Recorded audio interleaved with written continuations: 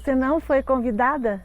Nas Pitadas de Girafeto de hoje nós vamos falar sobre comunicação defensiva. Gente, como eu desejo que essa história garanta o seu bem-estar. A Clarice ouviu assim: "Ô Clarice, se você quiser ir, você decide, eu tô indo, tá? Você quem sabe." Clarice entendeu que a Márcia não desejava sua presença. Será que ela está alimentando um pensamento defensivo? Isso também te incomoda em alguns momentos? Eu convido você a observar o que a outra pessoa precisa.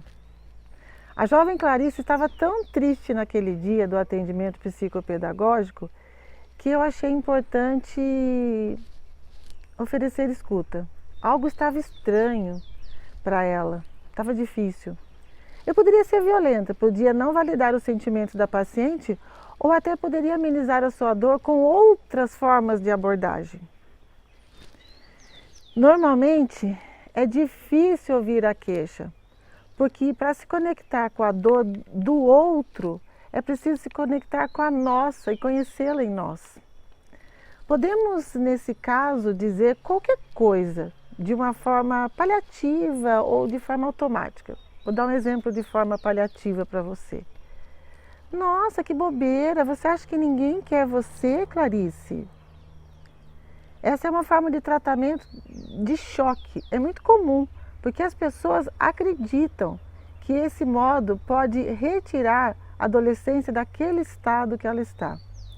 Outro exemplo de abordagem automática é quando a gente fala assim: "Ah, não liga não, ela deveria estar de mau humor naquele dia, não é nada." Também são muito usuais essas expressões porque aprendemos que é uma forma de nos proteger ou proteger o outro. É como se víssemos algo positivo naquela ação. Nessa abordagem, as pessoas usam eufemismo.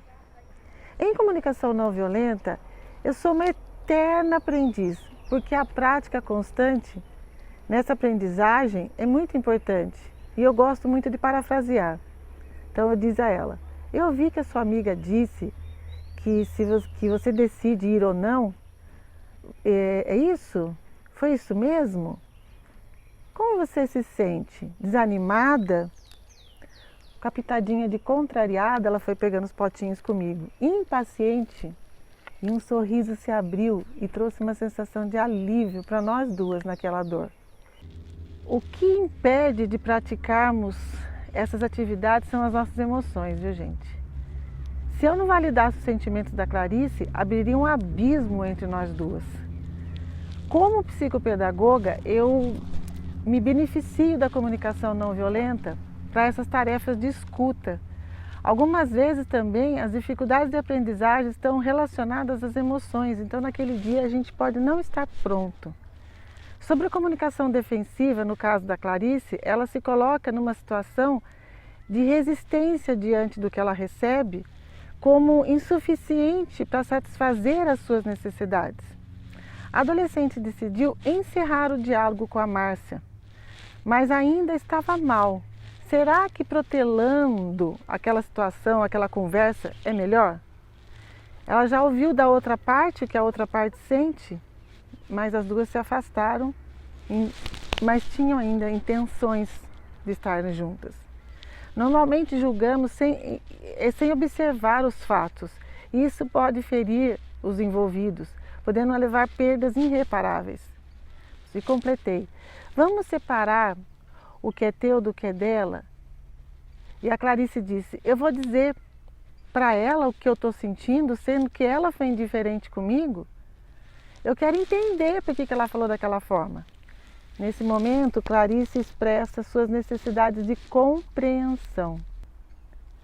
Como aquelas sensações estavam incomodando a Clarice, e ela aceitou o convite para fazer uma observação e não uma crítica com acusação para Márcia. Aos poucos, chegamos à estratégia. A Clarice decidiu ter uma conversa franca e aberta com a Márcia e contou os seus sentimentos, o que ela estava sentindo. Márcia ficou espantada ao ouvir a Clarice e disse: "Ué, eu só não desejava prendê-la sobre as minhas ideias e minhas atividades, por isso que eu quis deixar você livre." Como a Clarice não desejava ser tratada daquela maneira, ela ficou tão fortalecida que ela explicou para a Márcia as suas necessidades com relação àqueles sentimentos que ela disse e fez um pedido claro: eu preciso que você me convide, assim eu posso avaliar se eu vou estar com você ou não. Não quero mais ouvir que se eu quiser eu vou ou não. Essa convivência ficou bem harmoniosa a partir daí e elas praticaram um bom diálogo. É importante estabelecer o valor daquela amizade, que possivelmente reverberará por muito tempo. As necessidades não atendidas por trás das falas é um fator muito importante que bloqueia a empatia. Organizar os conflitos sobre a luz da CNV é muito desafiador mesmo, por isso eu sugiro uma prática constante. O que pode estimular a Clarice a não ser violenta consigo mesma? Qual é a sua tática ao lidar com essas situações? Você está bem adaptado? Funciona para você o que você está fazendo? E o que perpassa sobre sua mente? Eu convido você a testar o que é mais adequado para a sua vida e que ela se torne cada vez mais maravilhosa.